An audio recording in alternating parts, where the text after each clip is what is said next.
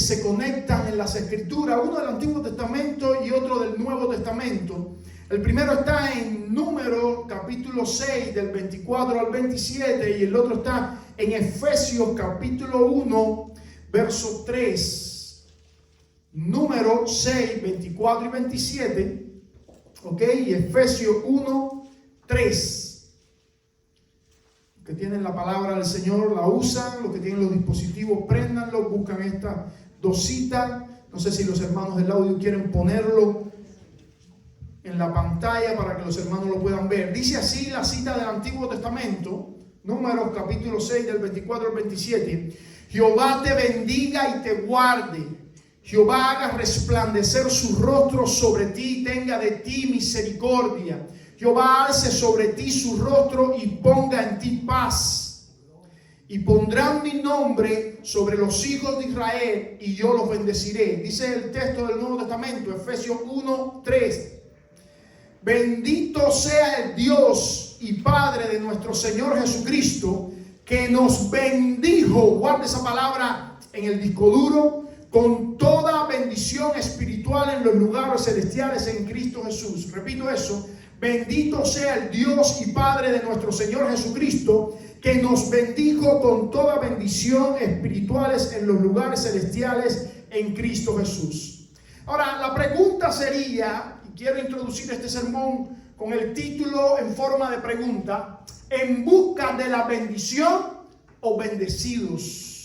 ¿En busca de la bendición o bendecidos? Esta palabra la confeccioné en el tiempo de la pandemia, donde muchos cristianos estaban como que desenfocados, como que preocupados, como que en busca de una bendición especial de parte de Dios.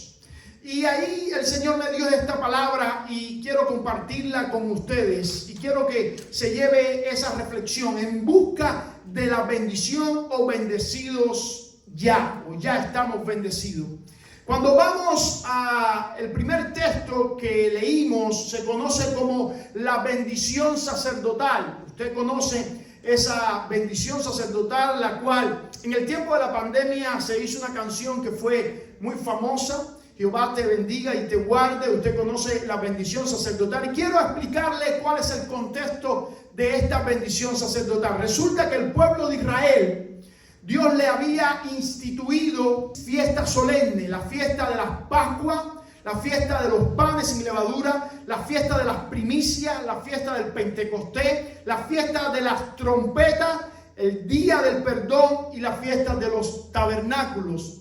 Dentro de esa fiesta solemne, para ellos había una fiesta que era mayor que todas las otras fiestas, y era la fiesta del día del perdón, que también se conocía como el día de Yom Kippur, el día de la expiación. También se conocía como el cara a cara, el día o el gran día, el día de ayuno, el gran shofar o shofar ha-godal, el neilán o el cierre de las puertas. Ese día era especial para Israel, ese día era único para Israel. En ese día sucedía que todo el pueblo de Israel se reunía alrededor del tabernáculo. Todos estaban esperando la expiación que se hacía una sola vez en el año para que Dios cubriese el pecado de todo el pueblo. Lo que pasaba era que el sumo sacerdote, había un solo sumo sacerdote en todo el pueblo de Israel, los otros eran sacerdotes. El sumo sacerdote tomaba 3 animales. Uno era un becerro, el cual él debía sacrificarlo por sus propios pecados, por sus propias concupiscencias.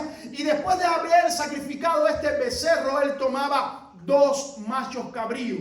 Sobre esos 2 machos cabríos él echaba suerte. Uno sería el macho cabrío de Azazel y el otro de la expiación. Este macho cabrío de Azazel se le ponía la mano en la cabeza, se confesaban los pecados del pueblo y se dejaba ir este animal para el desierto para que muriese de hambre y de sed. Esto tipificaba que cuando este animal que llevaba la confesión de todos los pecados del pueblo iba al desierto y moría, significaba que los pecados se habían alejado del pueblo. Pero estaba el otro macho cabrío, y este macho cabrío era el de la expiación.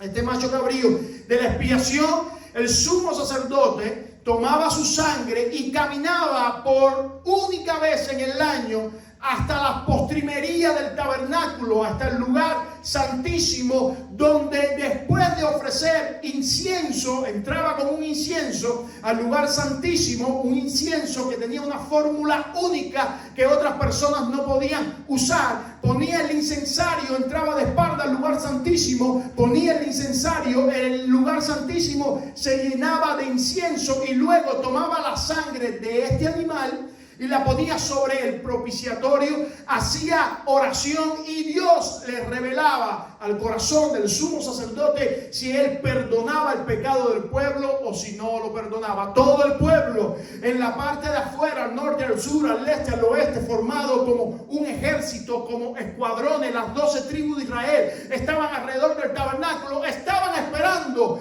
la bendición sacerdotal para darle gracias a Dios por el perdón que había de traer un año más. Cuando salía el sumo sacerdote de todo este ritual, de toda esta ceremonia, alzaba sus manos y decía palabras que el pueblo estaba por escuchar. Jehová te bendiga y te guarde. Jehová alce su rostro sobre ti y tenga de ti misericordia. Jehová ilumine su rostro sobre ti y ponga en ti paz. Jehová haga resplandecer su rostro sobre ti y ponga en ti paz.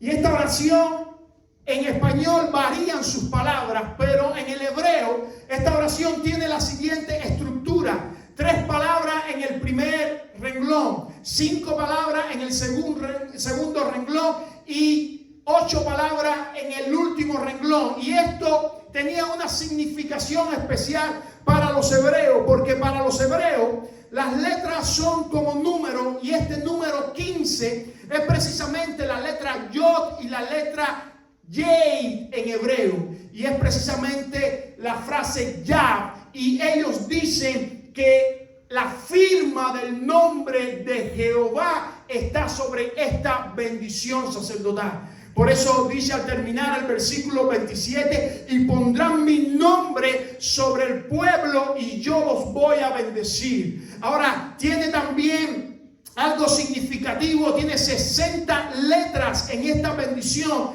y el número 60 es la letra Samé, y es la única letra en el abecedario hebreo que es cerrada, indicando que Dios nos da la bendición y Dios nos protege esa bendición que nos da. Y también se usa el nombre de Yah o Yahweh, se usa en 3 ocasiones, significando la bendición trinitaria que encontramos en el Nuevo Testamento: el amor de Dios, la gracia de Jesús y la comunión con el Espíritu Santo de Dios. En esta oración encontramos 3 componentes de la bendición. Número 1, protección.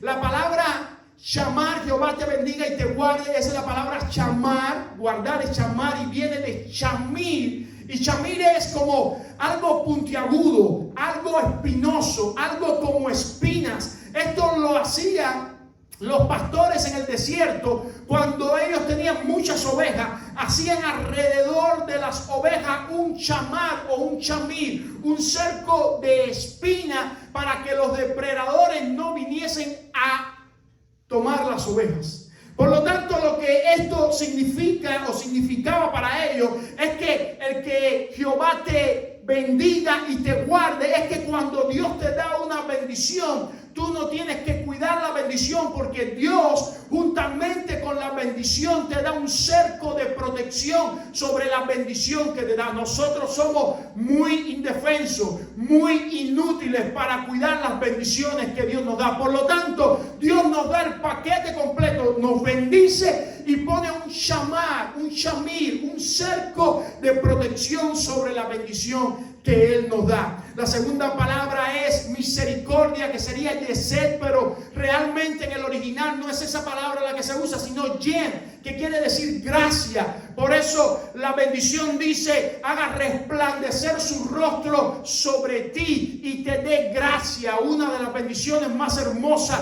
que un ser humano puede recibir es la gracia, el favor de Dios inmerecido para nuestra vida. Y termina diciendo: y ponga en ti paz. Para los hebreos, la paz es el cúmulo de todas las bendiciones. Cuando una persona tiene paz es porque se ha acumulado otras bendiciones sobre su vida. Para ellos, shalom es tranquilidad interior a pesar de las circunstancias, es convicción que trae dominio propio, es seguridad mental que trae confianza en que Dios le ha bendecido y no le va a dejar perder ninguna de las bendiciones. Ahora, la pregunta de análisis para esta tarde sería: nosotros en el tiempo que estamos viviendo necesitamos un día, un Yom Kippur, un día de la expiación. Necesitamos un sumo sacerdote que se encuentre con Dios, o necesitamos una oración específica con dentro de sus letras algunos significados. ¿Necesitamos eso?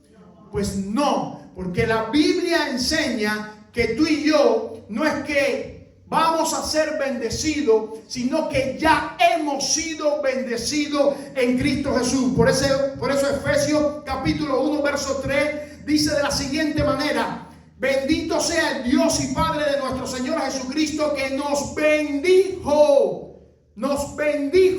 con toda bendición espiritual en los lugares celestiales en Cristo Jesús. La Biblia enseña que tú y yo ya hemos sido bendecidos en Cristo Jesús. Dice Romanos 5, 16, 17: pues si por la transgresión de uno solo reinó la muerte, mucho más reinará en vida por uno solo, Jesucristo. Así que como por la transgresión de uno vino la condenación a todos los hombres, de la misma manera por la justificación de uno vino a todos los hombres la justificación de vida. Porque así como por la desobediencia de un hombre los muchos fueron constituidos pecadores, así también por la obediencia de uno los muchos serán constituidos justos. Tú eras injusto, tú eras pecador, tú estabas en muerte, y ahora por Cristo Jesús tú eres santificado, tú eres justo y tú eres vivificado en Cristo Jesús. Por tanto, tú y yo hemos sido bendecidos en Cristo Jesús.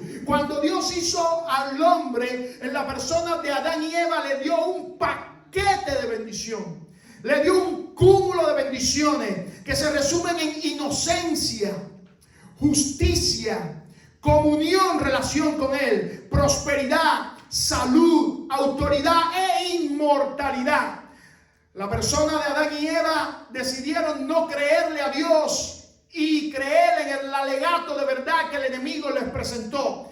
Esto trajo la condenación universal de la raza humana. Por el pecado de ellos, la raza humana universalmente se vio afectada. Y en vez de inocencia ahora vino la culpabilidad. Y en vez de justicia vino la carnalidad. Y en vez de la comunión vino el rechazo. Y en vez de la prosperidad vino la maldición. Y en vez de la salud vino la enfermedad. Y en vez de la autoridad la opresión. Y en vez de la inmortalidad vino la muerte física, porque el hombre no estaba hecho para morir físicamente. Y vino la muerte espiritual. Hubo separación del hombre con Dios.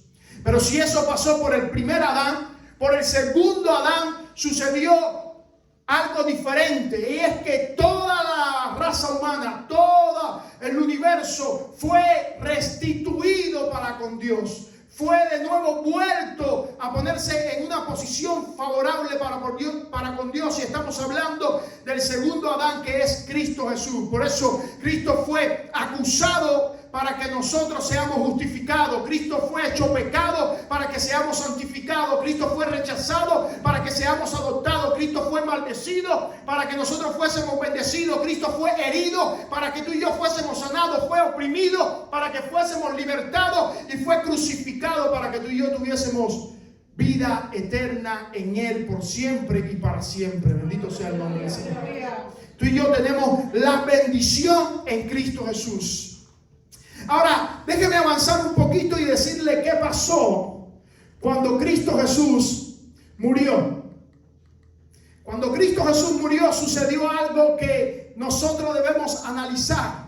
Y es que el sumo sacerdote Anás dice que rompió sus vestiduras sacerdotales. Las rompió completamente. Dice Mateo 26:65, entonces el sumo sacerdote rasgó sus vestiduras diciendo, ha blasfemado.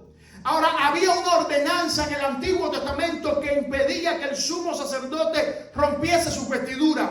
Levítico 21:10, y el sumo sacerdote entre sus hermanos, sobre cuya cabeza fue derramado el aceite de la unción y que fue consagrado para llevar las vestiduras, no descubrirá su cabeza ni rasgará sus vestidos.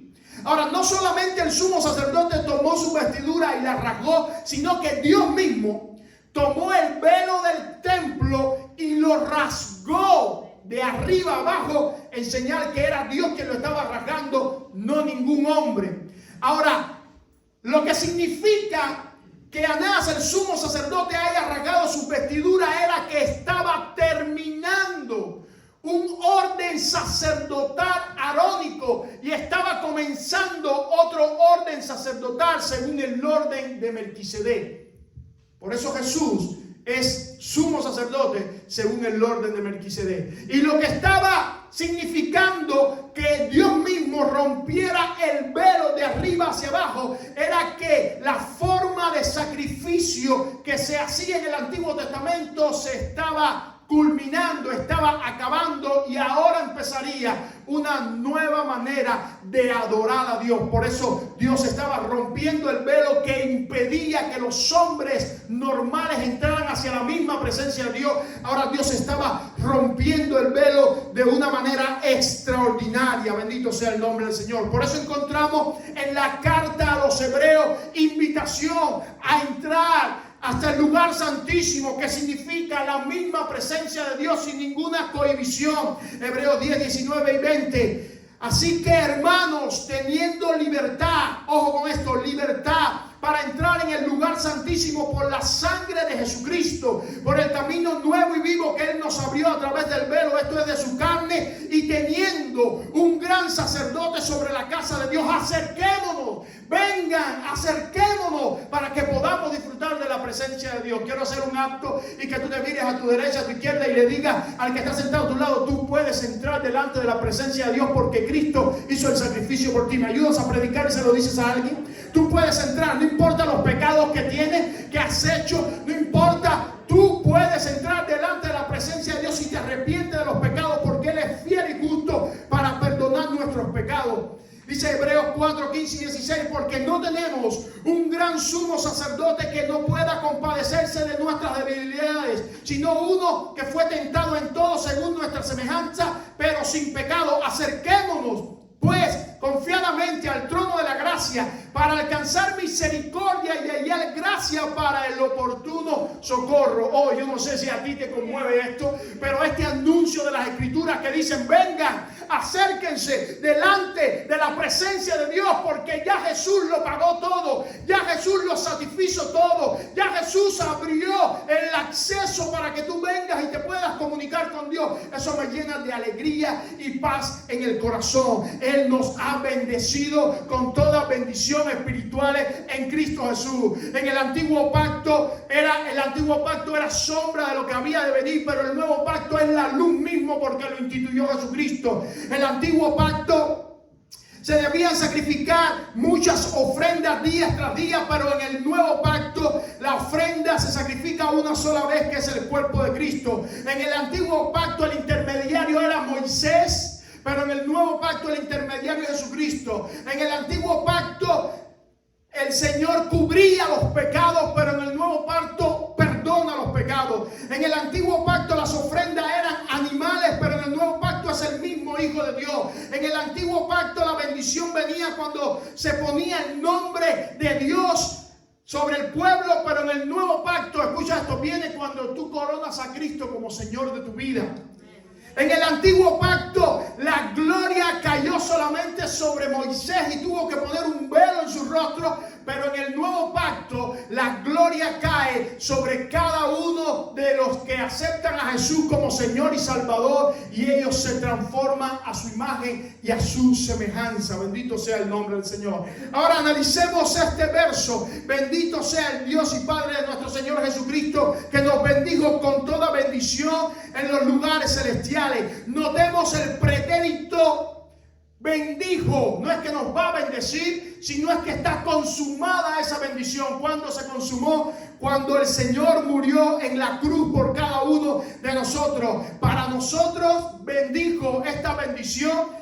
Quizás no recoja toda la amplitud de la palabra, porque en las lenguas romance como es el francés, el italiano, el español, todas estas lenguas romances, esta palabra bendecir quiere decir ven, quiere decir bien, y decir quiere decir hablar. Un bendecir quiere decir hablar bien, pero en el original va un poco más del hablar bien, y es la palabra barak.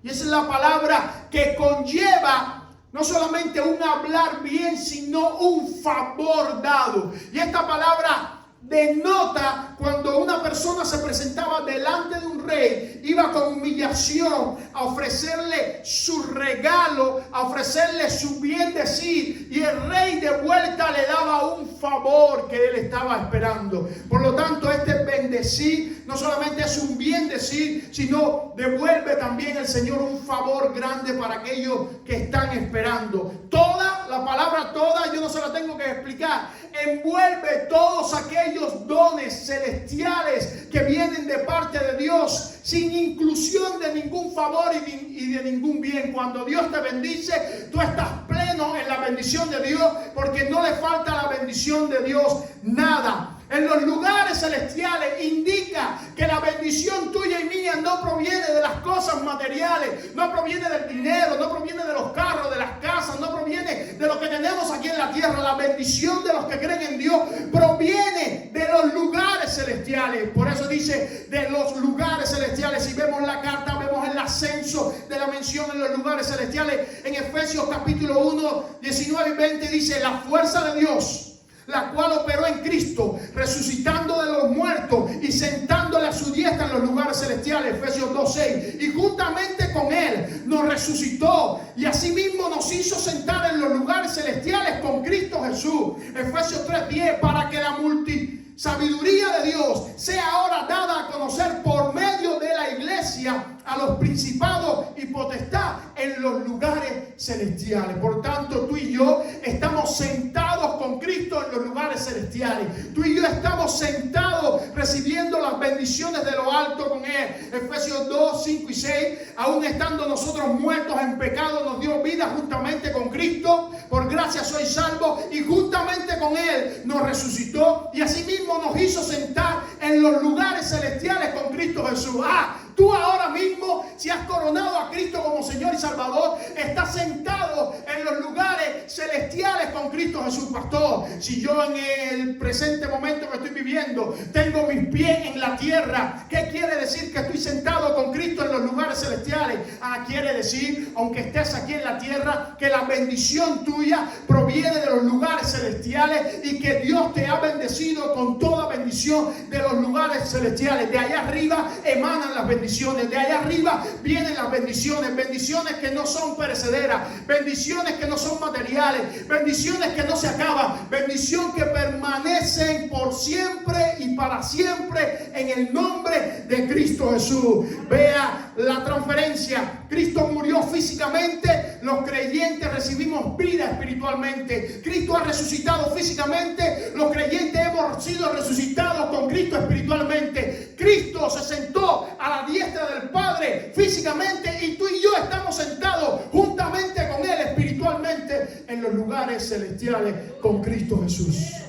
Por tanto, tú no has sido bendecido, tú no vas a ser bendecido, tú has sido bendecido ya en Cristo Jesús, Señor nuestro. El llamado, la atención de Pablo a poner la vista en las cosas celestiales, en las cosas eternas, no solamente está aquí en la carta a los Efesios, sino en todas las cartas del Nuevo Testamento. Demos un pequeño recorrido rápidamente. Romanos 12:2. No conforméis a este siglo, sino transformado por medio de la renovación de vuestro entendimiento, para que comprobéis, ¿qué cosa? Cuál es la voluntad de Dios agradable y perfecta. Segunda de Corintios 4:18, no mirando nosotros las cosas que se ven, sino las que no se ven. Pues las cosas que se ven son temporales, pero las que no se ven son ¿qué? Eternas. Gálatas 6:8, porque el que siembra para la carne recibirá corrupción, pero el que siembra para el espíritu recibirá vida y vida eterna. Efesios 1:16-19, no ceso de dar gracias por vosotros, haciendo memoria de vosotros en mis oraciones, para que el Dios de nuestro Señor Jesucristo, el Padre de gloria, os dé espíritu de sabiduría y revelación en el conocimiento de Él, alumbrando los ojos de vuestro entendimiento. ¿Para qué? Para que sepas que ya eres bendecido. Pablo no ora para que el Señor bendiga a la iglesia de Éfeso, sino para que abra sus ojos y su entendimiento y ellos puedan saber que han sido ya bendecidos en Cristo Jesús. Filipenses 3:20. Mas nuestra ciudadanía está en los cielos, de donde también esperamos al Salvador, al Señor Jesucristo. Primera Tesalonicenses 4:16, porque el Señor mismo, con voz de mando, con voz de arcángel y con trompeta de Dios, descenderá del cielo, y los muertos en Cristo resucitarán primero. Colosenses 3:1-2. Si pues habéis resucitado con Cristo, buscad las cosas de arriba, donde está Cristo sentado a la diestra de Dios. Poner la mira en las cosas de arriba y no en las cosas de la tierra. Los cristianos tienen que caminar enfocados arriba, direccionados para arriba, pensando en lo de arriba, en lo espiritual, en lo eterno, en lo que le agrada a Dios. Cuando hablamos de bendición, no hay una clase de bendición mayor que la salvación en Cristo Jesús. La salvación en Cristo Jesús no es solamente la liberación del pecado y el regalo de la vida eterna. La salvación en Cristo Jesús resume un compendio de bendiciones en ella misma que muchas veces no podemos entenderlo. Número uno, ahí usted tiene todo lo que conlleva o todo lo que significa ser salvo en Cristo Jesús. Número uno, liberación. Es la palabra en griego apoyazo. El hombre esclavo del pecado bajo condenación eterna es totalmente puesto en libertad al aceptar las buenas noticias del reino de Dios. Remisión. El hombre tenía una deuda con Dios a causa de su pecado, la cual fue cancelada, anulada y perdonada al depositar su arrepentimiento en Dios. Redención, agorazo. Redimir es rescatar algo de nuevo, pagando un precio. Eso hizo Cristo por ti y por mí. Se dio a sí mismo por precio por ti y por mí. Propiciación. Propiciar significa volver favorable, satisfacer, aplacar la justa ira de Dios a causa del pecado humano. Reconciliación, catalazo. Cristo es el mediador perfecto que restauró la relación que nosotros habíamos perdido con nuestro Padre Celestial. Conversión, epístrofe, implica la idea de un cambio de actitud y de camino. Es el cambio voluntario en la vida del hombre pecador que lo dirige a Cristo. Adopción. Dios por su gracia le concede al hombre regenerado en Cristo recibir la potestad de ser llamado hijo suyo. Justificación. Dikaiosis es la acción judicial de Dios de imputar su justicia, la justicia de Cristo al hombre de fe, declarándole libre de toda culpabilidad. Regeneración es el proceso por el cual Dios imparte al pecador creyente ser una nueva criatura en Cristo Jesús. Y santificación, agiasmo, es la separación del pecado y la consagración a Cristo, lo cual comienza con la conversión y se consuma en la glorificación. Por lo tanto, usted ve qué cosa es ya haber sido bendecido en Cristo Jesús. ¿Cuánto contiene esa palabra salvación? Alabado sea el nombre de nuestro Dios. Ahora, el Señor nos bendice de una manera especial. Nos trae salvación.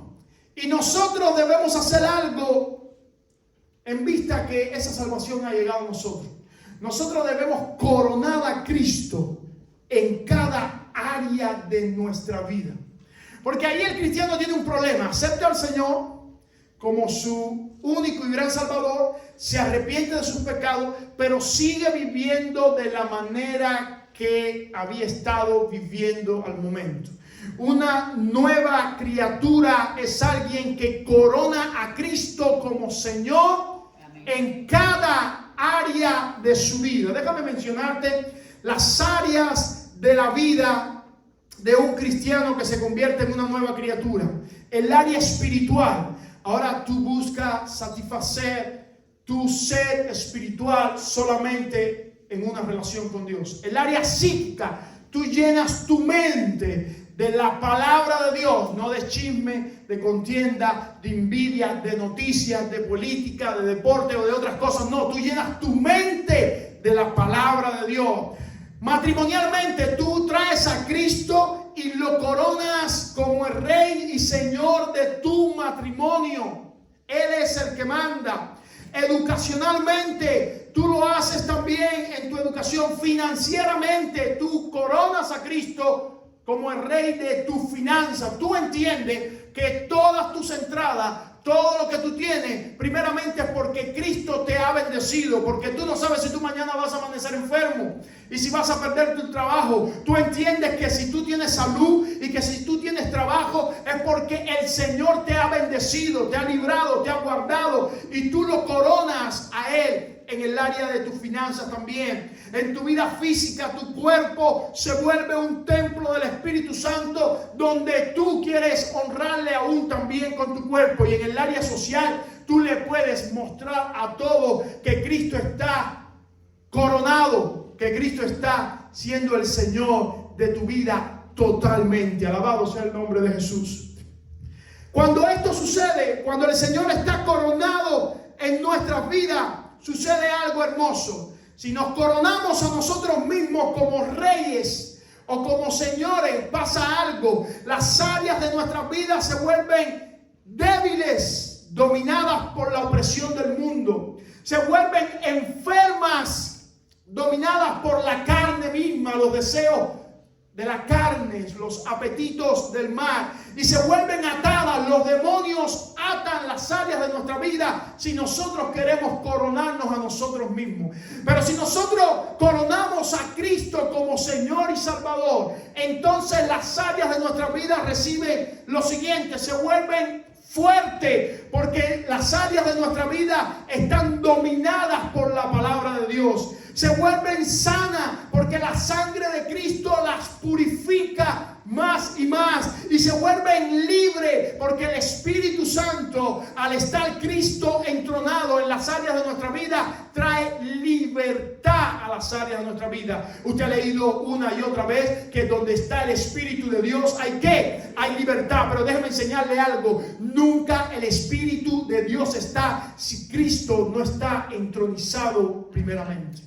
Recuerde que para que el Espíritu descendiera a la tierra, lo primero que hubo de pasar es que Cristo fuera entronizado en los cielos. Luego Él envió al Espíritu. Así funciona en nuestra vida. Para que el Espíritu venga a nuestra vida, Cristo tiene que estar entronizado en cada área de nuestra vida. Y para que eso suceda, tenemos que atender a la cruz de Cristo. Alabado sea el nombre del Señor. ¿Qué cosa es la cruz de Cristo? Dice Lucas capítulo 9 verso 23: el que quiera ser mi discípulo, tome su cruz, niéguese a sí mismo cada día y venga en pos de mí. Algunos han dicho que la cruz del cristiano es el atraviese de la voluntad horizontal, que es la voluntad humana, por la voluntad vertical, que es la voluntad de Dios.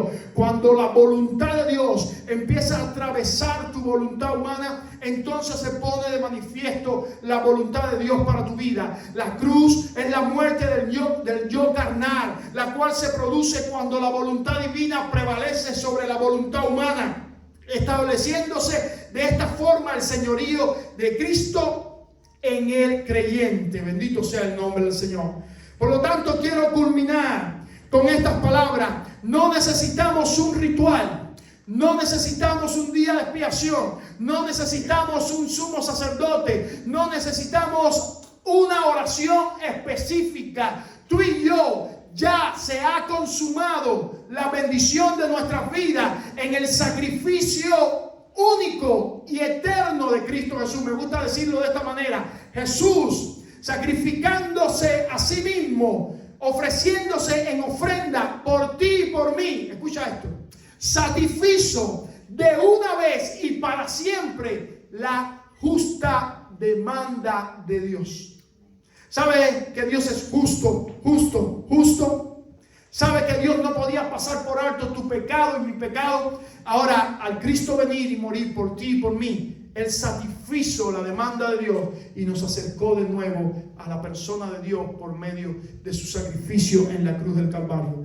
Por eso termino con estas palabras.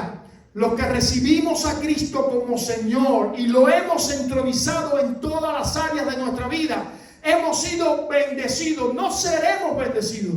Ya hemos sido bendecidos en Cristo Jesús. Lo único que te queda por hacer es creerlo y empezar a andar, empezar a moverte, empezar a vivir como alguien que ha sido bendecido y como alguien que tiene a Cristo entronizado en cada área de tu vida. Por tanto, la respuesta final a la incógnita de la introducción es que tú y yo no necesitamos una bendición especial. Tú y yo hemos sido bendecidos en Cristo Jesús. Y me gusta como dice Pablo, con toda bendición.